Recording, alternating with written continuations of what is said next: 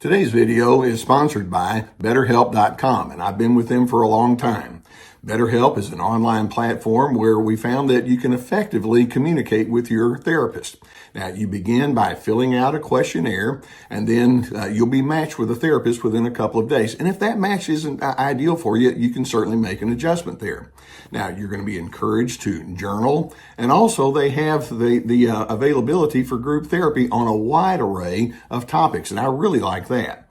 So as the need exists, go ahead and take the necessary steps to get the help that you need. And just know that BetterHelp has a 4.5 rating on Trustpilot, so it indeed is a platform you can trust. There's a link below the video that will take you there.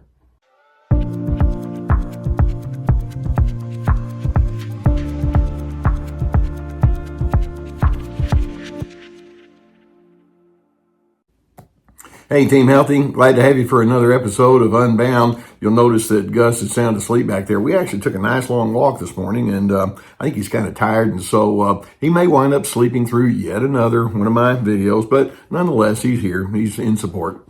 Today we're going to be talking about some nuanced kind of things as you try to understand this whole thing about narcissism. And I've had some questions about malignant narcissism and sociopathy and how can you tell the difference. And so we're going to be talking about this during the first portion, and then I'm going to throw a little extra wrinkle on top of it in the second portion of this with a different question. So let me get right to the questions. And by the way, the Unbound series features me responding to questions and comments that you all toss my way. It allows me to speak into personal issues that I might not otherwise do in regular videos. So if you have any questions, just put them in the comments section. Okay, the first person says, I'm convinced my soon-to-be ex-husband was and is a sociopath. He lies when there's no reason for it. He's a slick salesman who doesn't deliver on his promises. He owes tens of thousands of dollars in unpaid taxes. He pretends to be a family guy, but behind the scenes, he has an awful temper. He has a history of cheating. He's the epitome of selfishness. Ooh, that's not a good resume to have. And then this person says, my question is a sociopath basically a malignant narcissist? And the answer is there's a whole lot of overlap, but there are also some nuances for us to look at. Let me focus first on the malignant narcissist, and then let's take a look at the sociopath, and you'll see that there's some distinction and some overlap, and then we're going to see how you can tell the difference. When we talk about a malignant narcissist, I've jotted down for myself a few notes here. The malignant narcissist has a real strong sense of grandiosity and self-importance in a domineering kind of way. Once you have been in my presence, you're going to know that you're in the presence of someone that you can't mess with, and there's a real forcefulness of character they have. Their goal is power. The goal of the malignant narcissist is dominance, and with no question marks on who's in charge. These people are very exploitive. They see people as tools. They see people as pawns to be moved around. And there's just a callous nature that they maintain. And then especially when we talk about the malignant narcissist, we're talking about somebody that has a sadistic mindset. And when I say sadistic, when they know that they have created pain or discomfort or have caused calamity in someone else's life, they actually think, works for me, and they can be stone cold, and in fact, they can take delight in someone's demise. And these people can be very calculated and very flippant with respect to human dignity. Now, the sociopath can have some of this, but you'll notice there are a few distinctions there. One of the primary things that we talk about with sociopathy is, they have no regard for morality. They have no regard for societal standards. But they can also be very flippant and very impulsive in the way that they choose. Whereas the malignant narcissist is going to be far more calculating.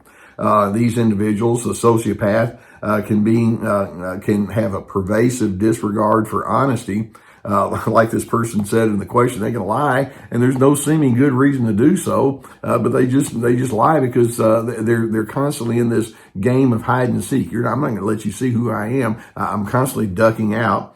They can be more overtly moody or irritable when they don't get their way. When you try to challenge them, they can be very thin-skinned and defensive, whereas the malignant narcissist might maintain that hard, cold veneer, and at least they give the appearance of strength when in fact it's all a lot of compensation.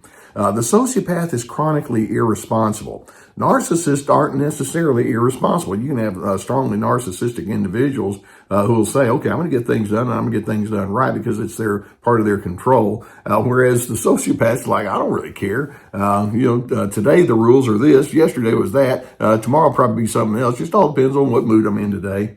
And the sociopath doesn't have any remorse. They'll swindle, they'll exploit. They often have money themes that are a part of their dysfunction, and they can premeditate how they're going to con or swindle someone else.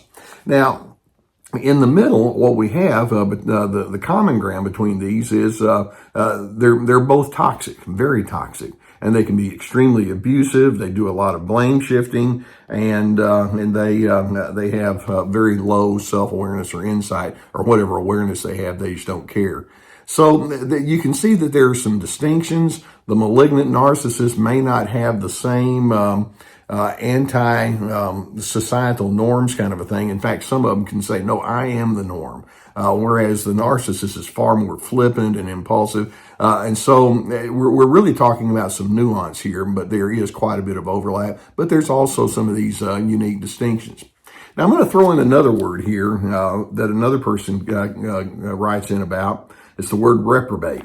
This person says, when do you know that the narcissist in your life is starting to lean towards having a reprobate mind? What do you do about it, especially if you can only go limited contact?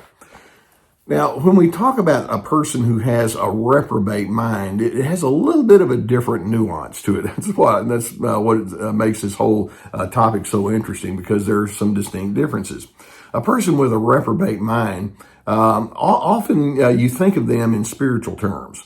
The reprobate is somebody that just has no need for spiritual guidance.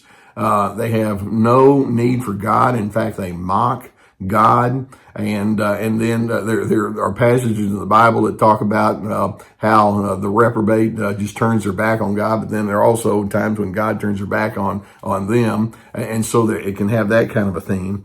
And there's a wicked and evil and cruel kind of a tendency they have, and so the implication is there's no sense of transcendence. There's no understanding of anything that's bigger than them, or giving them guidance, or a moral sense of a focus and compass. It's just completely lost. They do not care. It's all about raw self-absorption, and it's like, I don't need anything bigger than me that I aim for. And so it kind of goes more into the direction of meaning or a lack of. It's all about me in the moment. So when we're talking about the malignant narcissist, the sociopath, the reprobate, we're talking about folks that are very far down on the end of the spectrum. And then the question is, well, can you do something about that? Or this person says, what do you do about it, especially when you can't go, when you can only have limited contact, but you can't go no contact? These are individuals that once you begin spotting their trends, and again, it's nuanced, but there's a lot of overlap. The word toxicity just keeps coming to my mind. These are individuals that you have to remind yourself, I cannot afford to allow that person to have any kind of say with respect to my most primary of decisions. I'm not going to look to them for guidance. They're not going to be good partners, whether it's in business or in living circumstances or social or in organizations. They're all out for themselves, all three of those.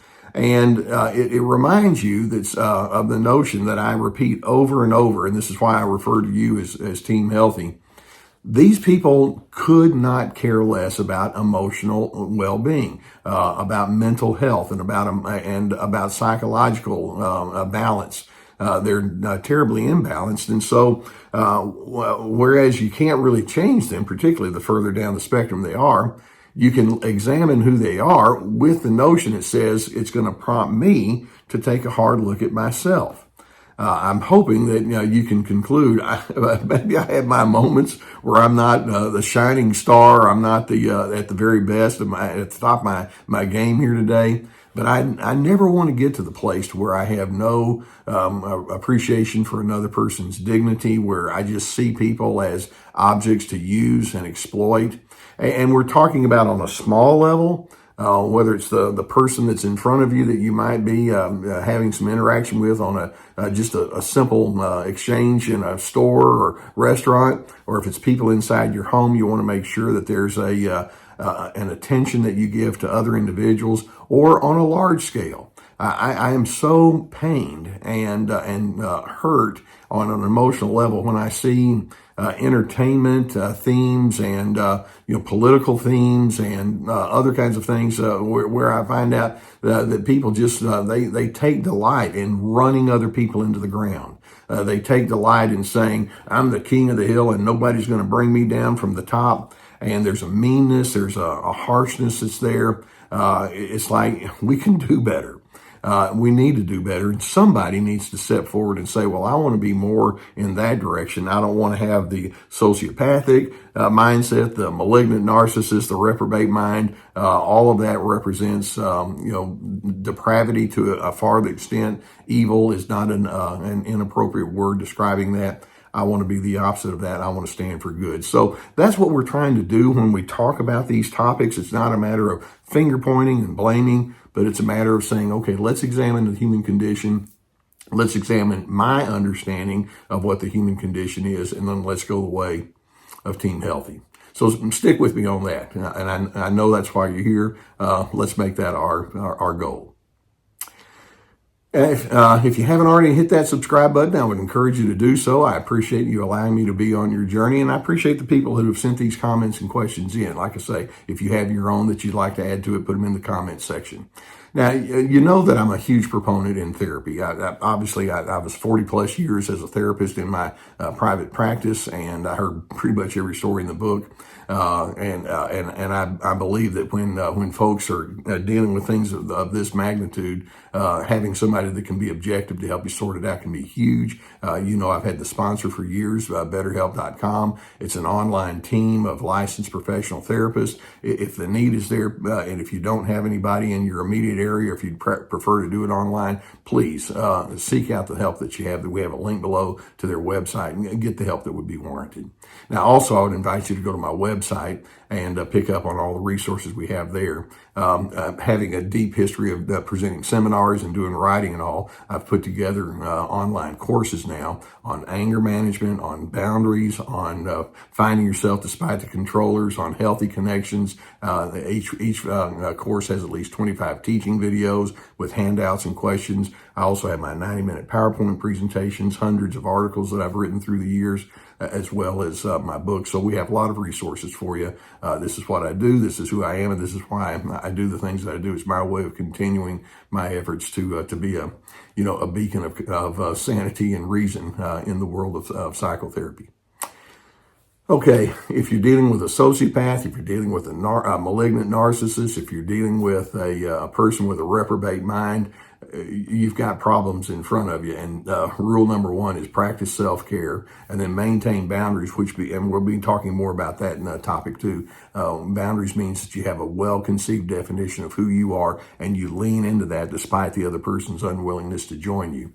I want you to have a sense of steadiness and knowing who you are and where you're going, because in the end, you're going to be the person that's going to be able to find peace. The narcissist is not going to go there with you. I want you to have your peace.